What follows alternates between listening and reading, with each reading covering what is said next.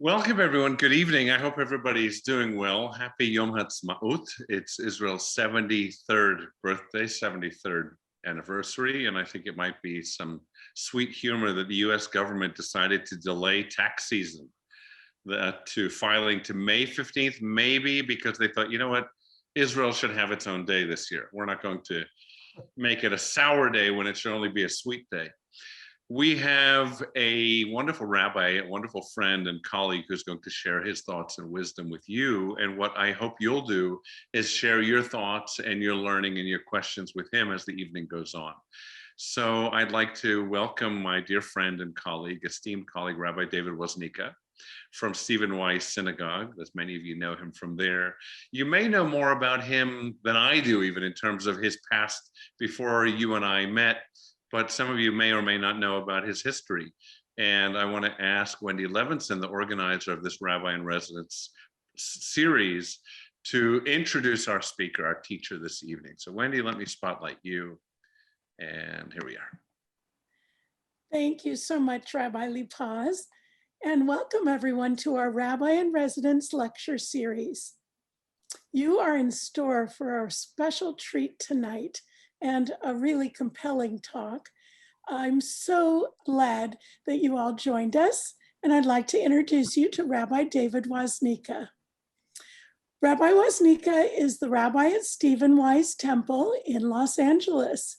He joined the clergy there in 2004, and he created the Center for Jewish Life at the temple.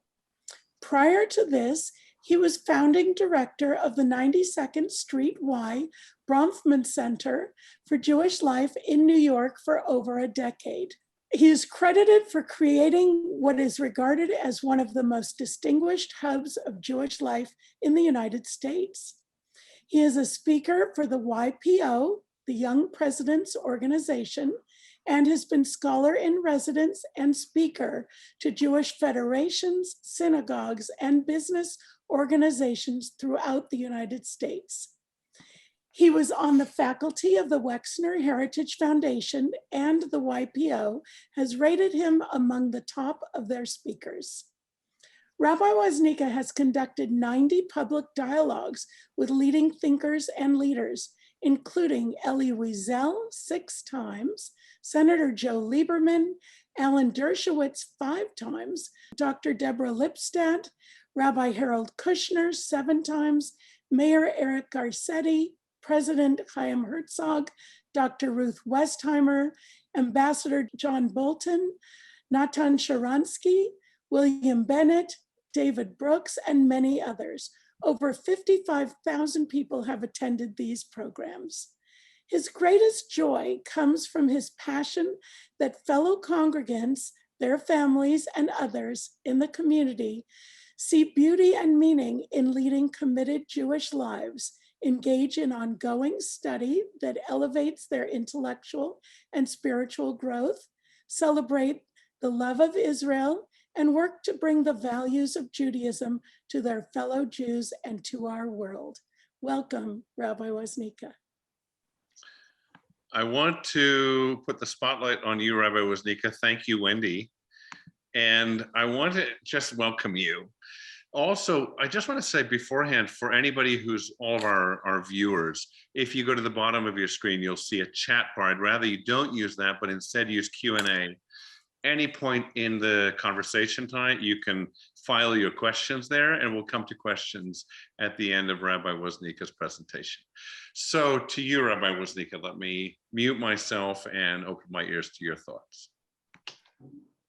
First of all, thank you, Rabbi Li-Paz. It is a delight for me to be here tonight. And among rabbis, all of you know who are members of this congregation, how fortunate you are to have someone as thoughtful and as decent as your religious leader. He is a joy to be with. And some of my nicest memories of APAC and other programs is when he and I have stolen some time together. So I am very, very touched to be here. I mean that most sincerely. And to you, Wendy, thank you. I know you work very hard to make these things happen. I have a sense of what it's like having arranged these things over my lifetime. as well. And you are a wonderful, wonderful force to reckon with in the nicest way. And I thank you for that as well. So tonight, my topic is the first 4 questions God is going to ask us at the end of our lives. By the way, the end of our lives should be 120. You all know that teaching. We should live ad mea VOS till the age of 120. Judaism is very optimistic. You know, it's very cute, by the way. I remember there was this story of a man going into buy life insurance, and the insurance salesman says to him, "How old are you?" He says, "I'm 83. He says, "Certainly, sir, we don't generally send new life policies to people who are 83. He says, "That's funny. You sold them to my father just last week." He says, "You're kidding me. Let me go check the records." And sure enough, he comes back. He said, "You're right. We sold one to him last week. He's 101. He says, "That's fantastic." He says, "Wait a minute. Why does someone at 101 buy life insurance?" And the man says, "His parents keep pestering him." So you know what? There is a certain level of optimism that at the end of our lives, when we reach God, the Talmud says there's going to be a series of questions God asks us, sort of our final exam. And it's always good to know the questions of a final exam in advance. So here's the good news. The Talmud gives us the 6 questions that God is going to ask us. I'm going to give you the first 4. By the way, that's a sure chance that I always get invited back for a second speech because you want to know the last 2 questions before you go in. But the good news here is that if we're not satisfied how we're going to respond to those 4 questions, this is the opportunity to think about it. God willing, we'll all have many more years of healthy and good life. How we can respond, how we can change our lives for the better and respond to these questions is very, very important. So if we were live, I would actually say, well, we're live. If we were all next to one another, I would say to you, what do you think those questions are? In other words, I would say to you, what do you think God's going to ask you at the end of your life? And the questions, I think we would all have different thoughts about it. And I think that would all be very interesting and engaging, but I will cut to the chase. And again, these questions that God is going to ask us speak volumes of how God wants us to act during our years on earth. So here's the very first one. Again, it's in the Talmud. It's in Shabbat 31a, if you want to look up the source. The very first question is, Nasata v'natata be'emunah, did you conduct your business dealings with integrity? Isn't that interesting? The very first question is about how we conduct business. I don't mean if we own a business or not. How do we do business in our daily lives? Many of you, for example, might be very familiar that the Torah is adamant that weights and scales and measures be precise. The Torah wants to be sure, and there were actually people, I only learned this recently, who were sent to go around to check to make sure that the weights and scales and measures were accurate. That was their job. And you know, if you go to a service station, my dad owned a gas station on Moore Park in Woodset here in Studio City. So any of you who frequented that station, thank you very much for helping to pay for my college education and my sister and brother as well.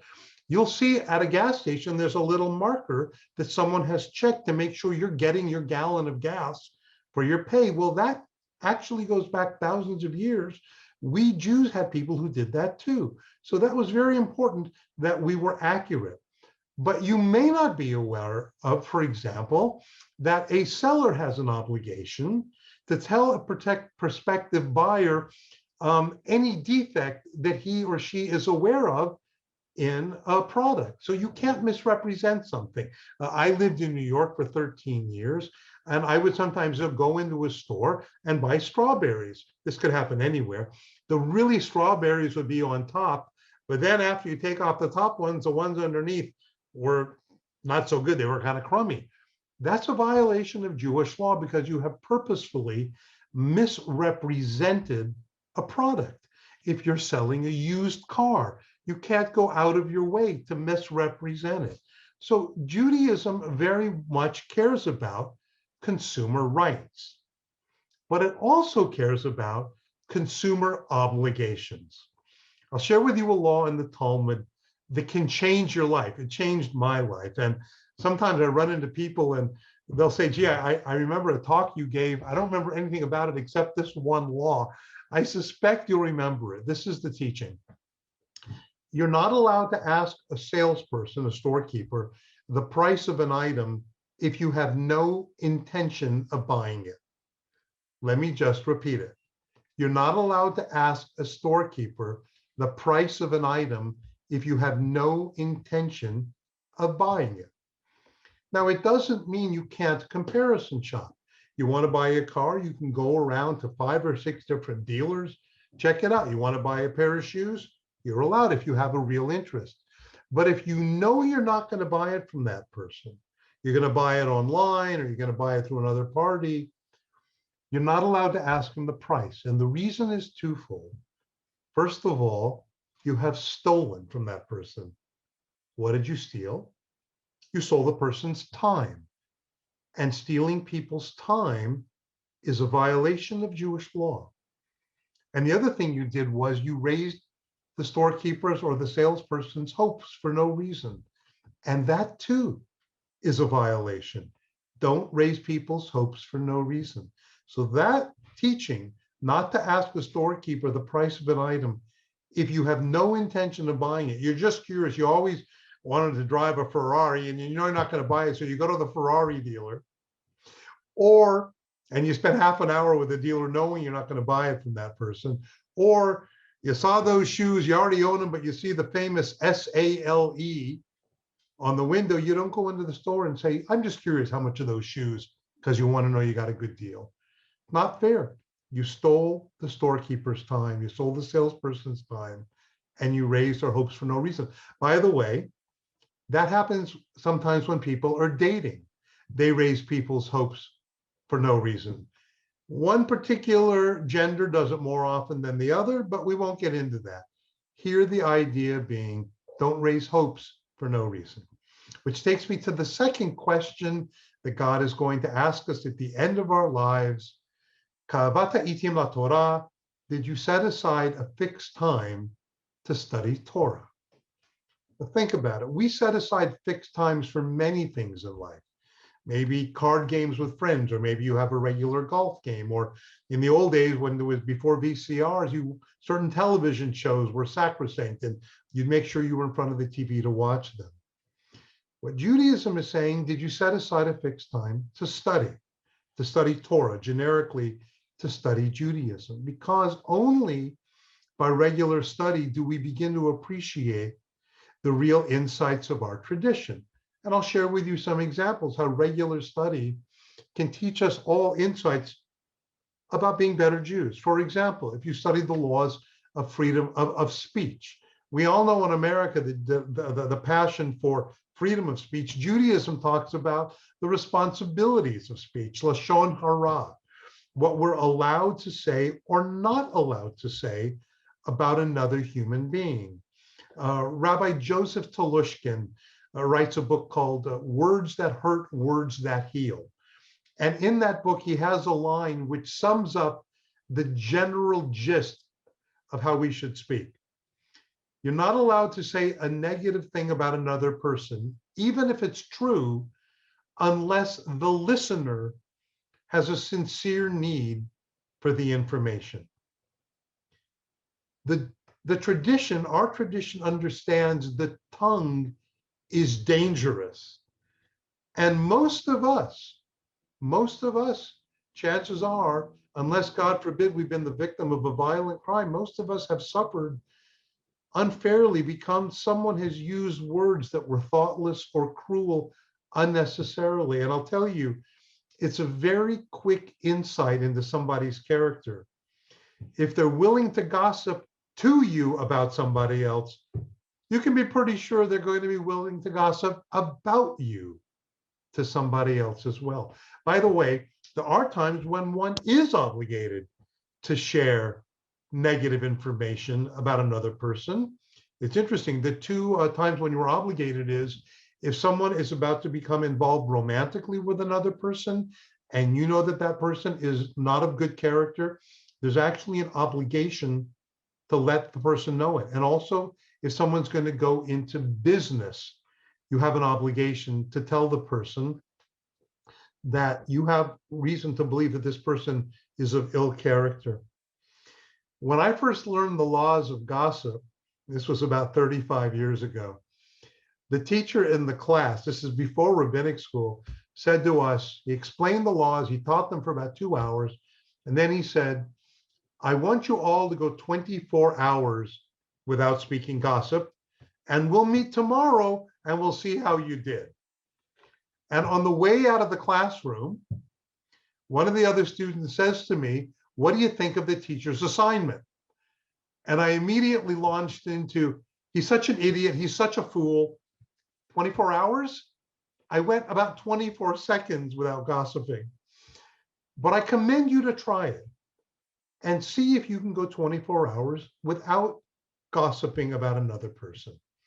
It's a very powerful lesson for children who grow up in a home where gossip is something that is frowned upon. It really, really raises the level. I'll give you another example. Here we're on the laws of speech. Pirkei Avot says, a Mishnah, you have to greet everybody with a cheerful face. By the way, I lived in New York for 13 years on the Upper West Side of Manhattan. Nothing negative about New York, but if you're in New York, you're exempt from this law.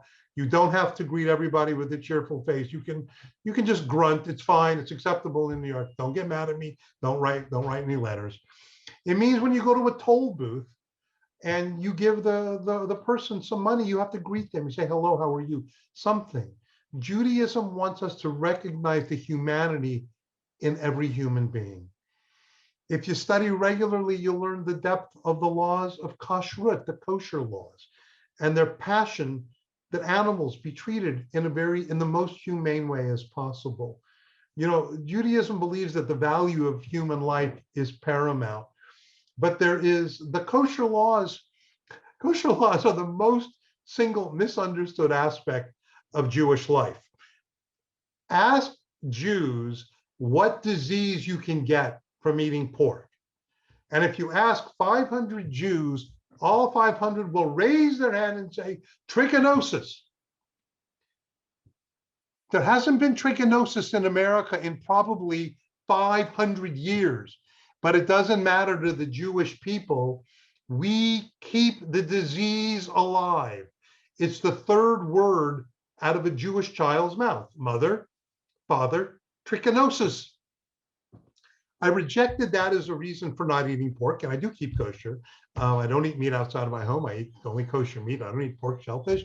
But I rejected that as the reason many years ago for two reasons. First of all, I have many non-Jewish friends who do eat pork. They are in very, very good health. Okay. And the other reason is, if God cared so much for the health of the Jewish people, how can we have been shoving artery clogging schmaltz in our veins for the last 2,000 years? So there are other reasons not to eat pork. By the way, I have to tell you, my very first roommate, God bless him, John Nicholson, not a Jewish guy. I hope you're laughing out there. I can't hear you. It's so hard to look at a little tiny hole. I hope you're laughing. My friend John Nicholson, who I'm still friends with, not Jewish, he and I roomed together when I moved out of my house when I was a teenager in my early 20s. And one day he says to me, David, what is it that you Jews have against the pig? And I actually came up with a good response. I said, actually, John, nothing. Think about it. We leave the pig alone. The only pigs that live out full lives are Jewish pig farmers' pigs. It's the rest of the world that's got it out for the pig. We like the pig. We're the pig's best friend.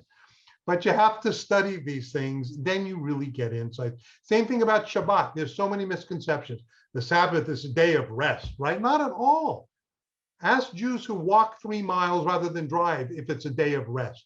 It's a day to create holiness, to emulate God. It's a day where God doesn't create, therefore we Jews aren't to create, with one exception, by the way, procreation. It is a mitzvah for couples to have sex on Shabbat. Now, I don't know if there's any kids listening in, so I won't get into a lot of detail, but it's a mitzvah. By the way, that almost got me in trouble. When I was a rabbinic student in the late 1980s, one of my first, what they call scholar in residence weekends, I went away to upstate New York to, I think, the Homowack Hotel, where they serve food by the kilogram. 250 single Jewish men and women. I think it was the New York Jewish Federation. They sent them up there for a weekend of study and meeting one another. And I mentioned on Friday night that it's a mitzvah to have sex on Shabbat. Saturday morning, there are services, and I go out to give my second talk. 250 smiling faces. This is the happiest group you've ever seen in your life. I had no idea. I said, gosh, you guys are in a great mood. Why are you so happy? And like 6 of them yell out, oh, David, it's because you said it was a mitzvah to have sex on Shabbat. And I thought, oh my God, did I neglect to mention that that's only in the context of marriage? And I thought, here goes my career, in the local Homowackian journal is going to be, rabbinic student creates orgy on Shabbat. The truth is, what we can do on Shabbat, if we understand it, in creating holy moments, is extraordinary. I shared with the congregation, Stephen Y. Semple, years ago, that and this is nothing original. You want to create a Jewish child, you want your children or your grandchildren to love Judaism, really important to create Jewish memories. Teach them, yes, but create beautiful memories. And one of them that we can do is put our hands on their head every Friday night and say a blessing. You can say it in Hebrew, in English, and follow it up with perhaps I love you or something nice to say to them. In a world where sometimes there's parent-child strife, well, I'll put it to you this way, wouldn't we all like to have the memory of our mother or our father putting their hands on our heads on a Friday night and saying a blessing? So it's very, very powerful to do that if you want to create a sense of holiness. One last thing, how regular teaching can affect your life. And this is something that I learned recently. Maimonides, the great Maimonides, lived about 1,000 years ago, talking about tzedakah, raises a question. He says, you have 1,000 gold coins. Do you give 1 gold coin to 1,000 people or 1,000 gold coins to 1 person? And his response, and it's interesting, by the way, I've done this now since I learned it a few times, asked groups how they respond. And it's interesting how they respond. Most people say, well, you distribute it 1 gold coin to 1,000 people. And their thinking is, you kind of distribute the wealth. Some say you give all the coins to 1 person, and their thinking is, because in that instance, if you only give 1 coin to a lot of people, it doesn't really have, but a lot of coins to 1 person really could have an impact. So what does Maimonides say? Maimonides says, you give all 1,000 gold coins to 1 person. But it's Maimonides' reason that is so powerful. He says, Maimonides says, forgive me, you give 1 coin to 1,000 different people. But Maimonides' reason is because it gets the giver in the habit of giving. We, most of us, are thinking about the impact on the recipient. Maimonides is thinking about the impact on the giver. And that's why we will be reading Maimonides for thousands of years, but I don't think a lot of people are going to be reading about Woznika, and that's okay. One last thought about Jewish study that we can all do. I think it was Rabbi Menachem Mendel of Koch who offers an insight. He says, if you really want your children to study Torah, you study it in their presence.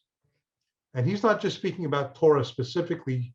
It means if you want your children to have a love of and study Judaism, let them see you studying Judaism. So let your children or grandchildren see you buying and reading a Jewish book, not on Kindle, not on your iPhone or your computer, but a real live book, so that they can see the name of that book. That too is a powerful memory. So question number one, did you set aside a fixed time to study Torah? Number one, were you honest in business? Number two, did you set aside a fixed time to study Torah? And I'll go through 3 and 4 a little more quickly.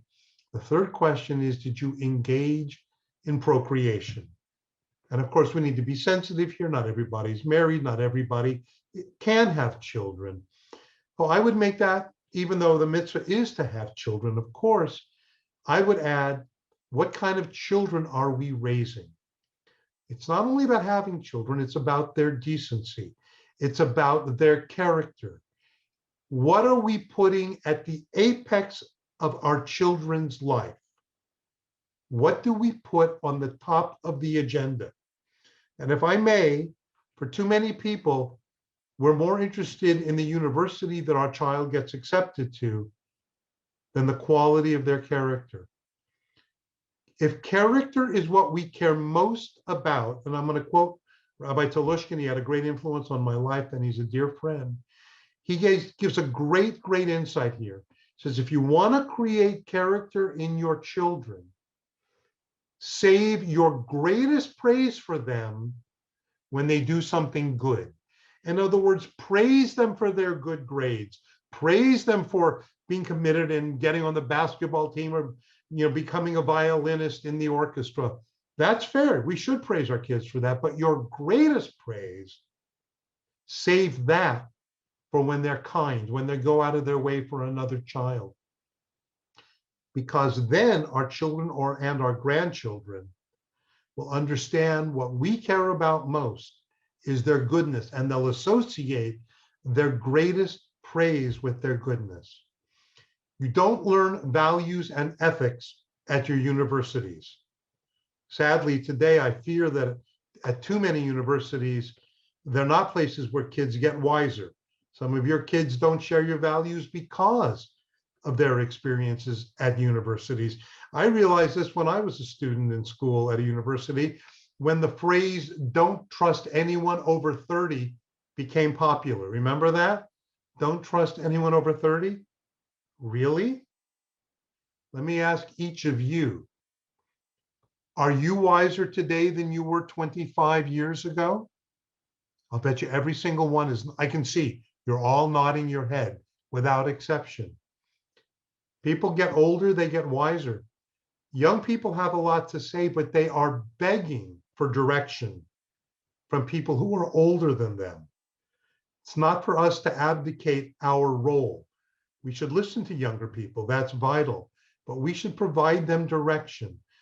That's how we create decency and character, not only by modeling it, but by articulating it. Which leads me to the fourth and final question, at least for tonight. Did you hope for redemption? It is a mitzvah in Judaism to have hope. Is that incredible? It is a mitzvah to have hope. Each year at the Seder table, we just celebrated all together recently, we invite Eliyahu Hanavi, Elijah the prophet, to join us. Why? Because Elijah is the prophet who will usher in the world's redemption. We have such hope. By the way, that means it's a mitzvah to be an optimist.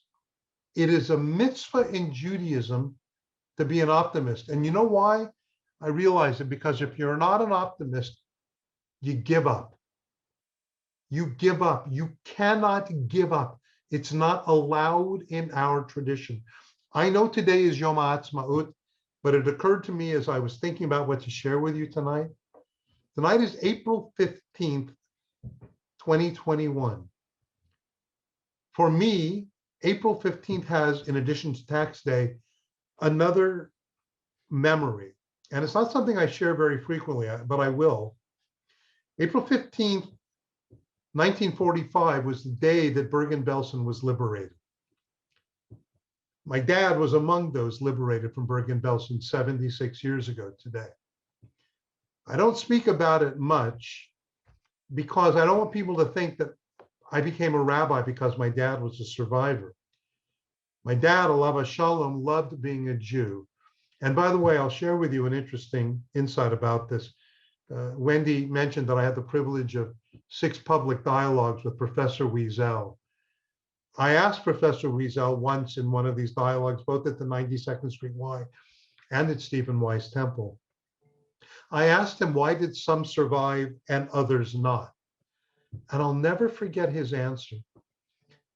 He said one word, luck. And I was really taken aback because I had always heard those who survived had a greater will than those who didn't. Of course he's right, because many of them were just murdered when they got to the camps. 2 to 3% of Jews, according to Viktor Frankl, who wrote Man's Search for Meaning, one of the must-read books of our generation, of any generation, he points that out. 2 to 3% survived. Most had no choice. They were murdered instantly. And yes, there was a will to survive among survivors, but there was a will to survive among all those Jews.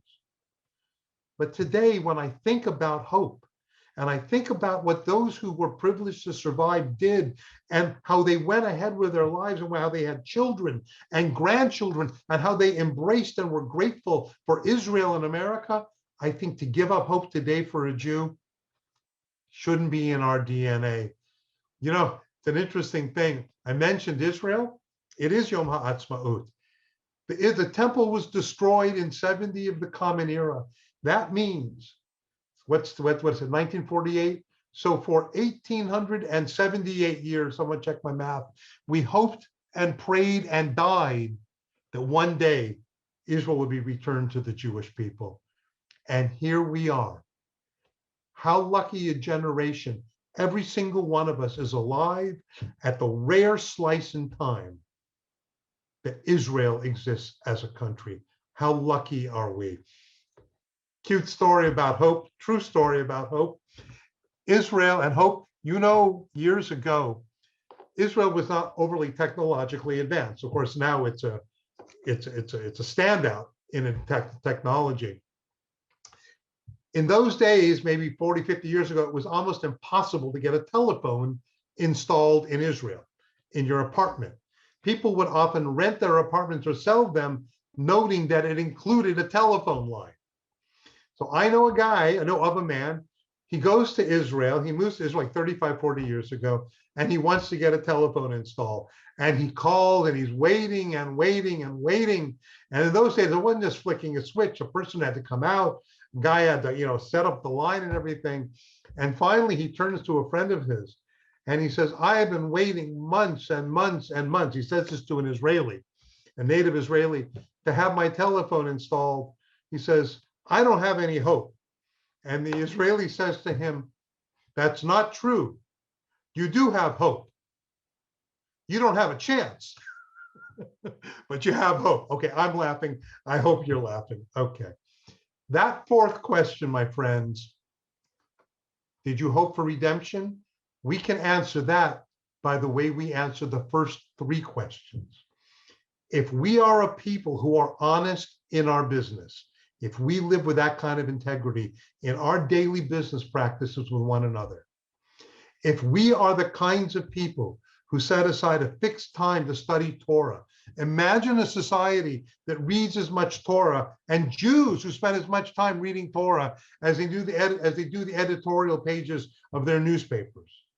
And if we raise our children to be mensches who believe that their character is the single most important thing, then we didn't only just hope for redemption, we brought the world a little closer to it.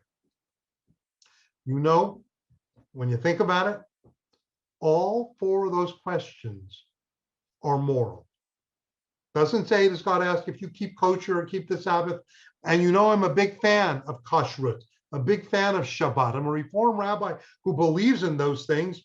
I'm kind of a non-denominational. I want people to be serious about their Judaism. if we remove ritual, we take away so much beauty and we take some of the unique aspects of Judaism away. But there's no denying here that those questions speak volumes of God's passion for our decency and for what God wants from us during our time on earth. And if we're not happy how we would answer those questions today, no problem. It's good we're here tonight. We can all change for the better in the time to come. I'll just leave you with this thought for now, and I know we have about 15 minutes or so for Q&A. This is a historic time to lead lives committed to Judaism. This country has given us freedoms to lead openly committed Jewish lives, a freedom that our ancestors 76 years ago in Eastern Europe literally could not have dreamed of. What are we going to do with that rare opportunity? Are we going to be serious Jews? What's going to inform our values? What's going to be informing our decisions? The New York Times, the Wall Street Journal, Fox News, CNN, or anything in between? Go ahead, listen to them, read them, study them. But we can all ask our questions. What role does the Torah? What role does the Talmud? What role will Judaism play in my life? And that, I dare say, is a question yet to be answered. Thank you. Thank you very, very much. I loved your thoughts. I love those questions, and I loved your insights and the way that you expanded them. I just want to invite everybody to use the Q&A at the bottom of your screen to pose any questions that you have, and I'll relay them to Rabbi Woznica. You know, I often think about these questions. I think about those a lot. I think about them in relation to funerals. You know, I did a funeral for a synagogue member about a week ago, and I came to decide, as you might, to read Eshet Chayil. You know, it's in the prayer book, it's in the Mount Sinai liturgy. So you say, do I, don't I? And sometimes, I don't know if this is the same with you, I don't read it. Either because certainly the family hasn't asked for it, but also because it's not really an indication of the way this person lived their lives. Yeah. And a week ago, I had the honor of laying to rest a woman where I really thought line for line, Eshet Chayil, this was her. And I read it and I looked at the people and I just thought, this is your mom. This is the way she led her life. And there were generations together there learning from the example of her life. And at Shiva, I spoke to the family and I said, well, it seems to be, sometimes I have to ask families, what do you think mom's legacy was? Here it's just so apparent. And you see how it's already been transmitted at least to 2 generations. One question I have for you, and it's my concern as much as it's a question. We're living in an age of secularization of the Jewish people. We're living in an age, as you and I know, that people, the largest denomination, fastest growing religious denomination is unaffiliated, or is nothing, essentially, non-religious, don't go to church, don't go to synagogue. You and I spend our lives passionately making the case for this, as you did beautifully tonight. I really think tonight you did that so well. You not only spoke to the text, but you made such a beautiful case for us to think about the value of Judaism in our lives. And then we have to make a decision, which is, do we ignore the case you made and say, you know, I'll go back to the newspaper for my values and ethics. I'll go back to politics for my agency in the world, and I'll skip the rest. One question I have for you is, when we look at these 4 questions, what's missing from some standpoints, certainly an interreligious standpoint, other faiths, is God, right? The one asking us the question. The Mishnah says it's essentially a divine court, this encounter. But I'd imagine that if I shared this text with Christian colleagues, Muslim colleagues, they would say, well, it's beautiful, we love it, but we would certainly have to have a first question before your first, which is, did you have faith in me? Or did you have faith in Jesus Christ as your Lord and Savior, Muhammad the prophet, etc.? How do you reconcile yourself with that in terms of, as a Jew, the faith piece being missing from God's questions to us?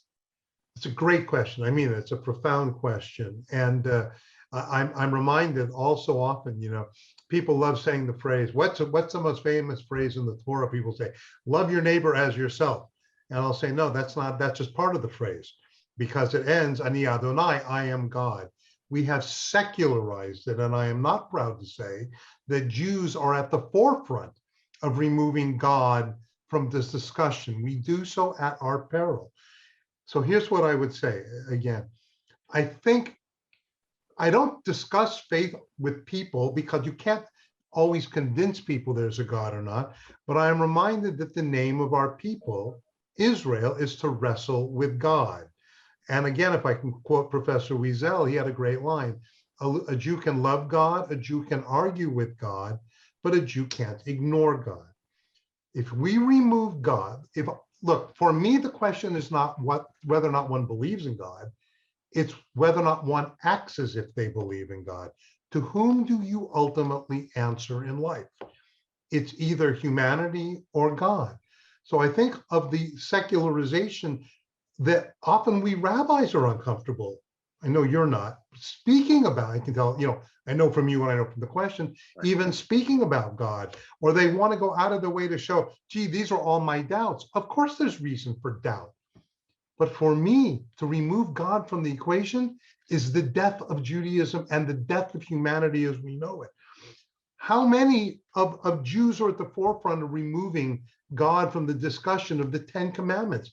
Jews want to not see the 10 Commandments on the walls of the schools today. And I don't want to get into an argument about whether they belong there. Not to talk about God is to ensure the secularization and the death of religion in the world today. Now, a Jew doesn't, it's a very good, interesting point, the example you gave of other faiths. Other faiths will start with God, and therefore, if you don't have it, there you're kind of out of luck there, right? So you can't imagine someone saying, I don't believe in the divinity of Jesus, but I'm a committed Christian. You say it doesn't work, right? Jews are the only group that I know of that are both a religion and a people. Took me a while to figure this out. So some Jews will belong to the Jewish people, right? They'll say, I care about Israel, I care about my fellow Jew. But don't give me that religious mumbo jumbo. Other Jews will be deeply ensconced in religious ritual, but they don't want to get involved in Israel or in the sense of peoplehood. I don't think either is a complete Jew. I think you need both to take Judaism seriously. Part of the removal of ritual has taken God out of the equation. That's why I mentioned it, and you were actually giving me a chance to highlight it. Chabad has it here. Light Shabbat candles, and you will feel spiritual. Don't wait to feel spiritual and then light Shabbat candles. You want to come closer to God, live as if there is a God. Live a deeply Jewish life. I've had this discussion recently with somebody. Before I eat a meal, I mean, I'm open. I say a little blessing before I eat a meal, quietly to myself, to God. I mentioned it to somebody and he said to me, well, I really don't believe in God. I say, better to say the blessing, even a stronger reason. I can't pray because I don't believe in God, but prayer is a vehicle to God. So rather than say, I can't because I don't believe in God, do the things that will bring you closer to God. And finally, there's that old teaching. When I pray, I speak to God. When I study, God speaks to me. The more I learn my religion, the more I hear God's voice in some very powerful way. That's my response. Yeah, I love that. Let me pose a couple of questions that other people have asked. So the first, Norm, thank you, is does gossip always have to be negative, let's say by definition? Well, the Talmud says if you go out of your way to praise someone to their enemies, that's wrong, because in doing so, you're likely to engender the other person, create the other person, forcing him or her to gossip. In other words, if I know that person X is really an enemy of person Y, and I go out of my way to think nice things about person Y to person X, they're likely to say, no, you really don't know. That guy's a real son of a gun. On the other hand, if I have reason to think that, listen, there's good things you should know about them. So I think here's what I would say. It's a Norm, if I remembered your name right. It's, what is your intention in the gossip? In the words, if your intention is good, then you're probably not gossiping. If your intention is not so good to bring somebody down, you probably are. So that's what I would say. Ask yourself, am I happy about saying this or sad? Someone wants to take a class from a professor and you studied with them, and they say, is this a good teacher? You have every right to be negative or positive about that person. That's useful information. But oftentimes you go to a dinner party at someone's house and then you go out the door, it's not, gee, everything was perfect. It's like, did you notice the dress she was wearing? Did you notice that they ran out of food? Did you notice that so what I would say is, ask yourself your motivation. If your motivation is positive, you're probably not gossiping. I also think that when I talk to kids about this often, and I'll say to them, well, sometimes praising somebody can do harm to another person. They'll say, what, for an example? I said, well, I'm the coach of the basketball team. And I said, imagine if after every practice, I said, Johnny, you're the greatest, most talented, handsome player I've ever coached. I said, how do the other guys feel? Yeah, it's a great I point. said, it doesn't mean that I should be dishonest. It just means I should have sensitivity. My Right. eyes and ears Right, should be looking to the that's a environment. good example. Right, so that I would say is a whole nother discussion, right?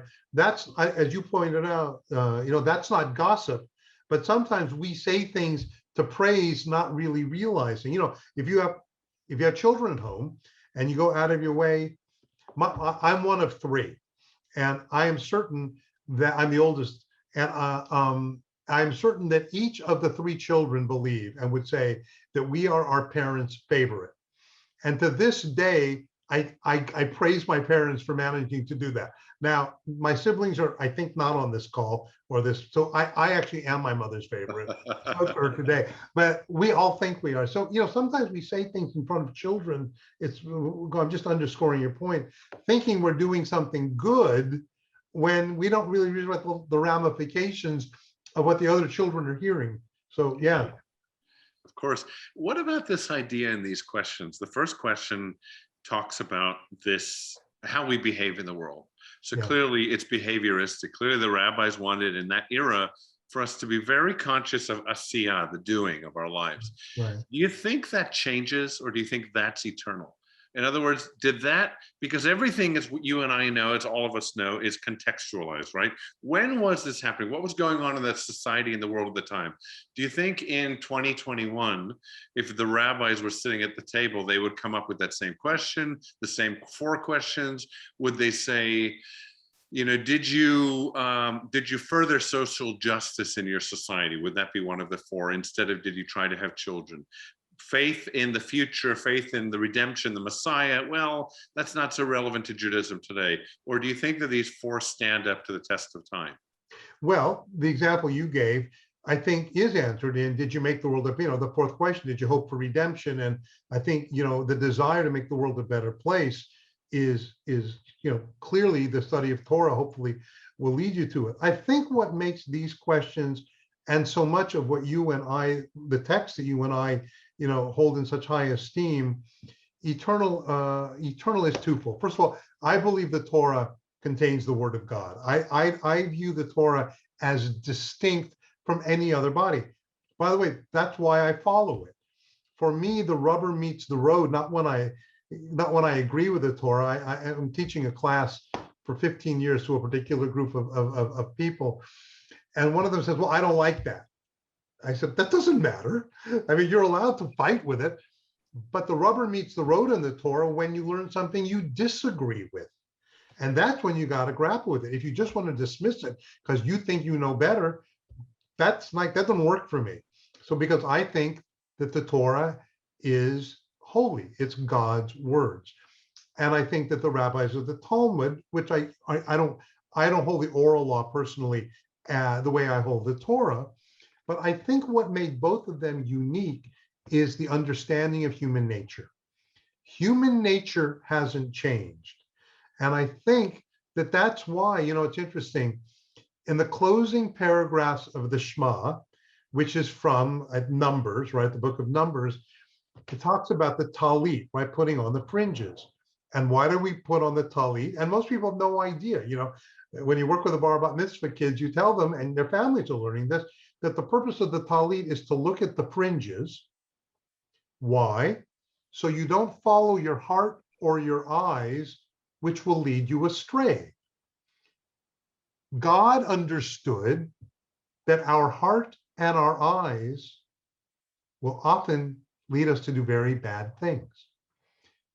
Our world today needs that teaching, because most people will say, I say, where do you get your ethics? I tell my children to follow their heart. That's not Jewish. Your heart will lead you into very bad things. There is a commandment not to commit adultery. There goes your heart, and their commandment is in there for a reason. If Judaism wanted us to follow our hearts, if our natures were so good, we wouldn't be having 613 commandments teaching us what's right and wrong. So that teaching alone, that one singular teaching in Numbers, I think it's Numbers, that we repeat every day when we say the entire Shema, is reminding a Jew, don't follow your heart. We don't take it seriously, but that we should. That would change the world, by the way. That would change Jewish life, because that means we turn not to our hearts or our minds, which we need to use both of them. I'm not saying we should get rid of them, but the values come from a holy book, God's words, if you will.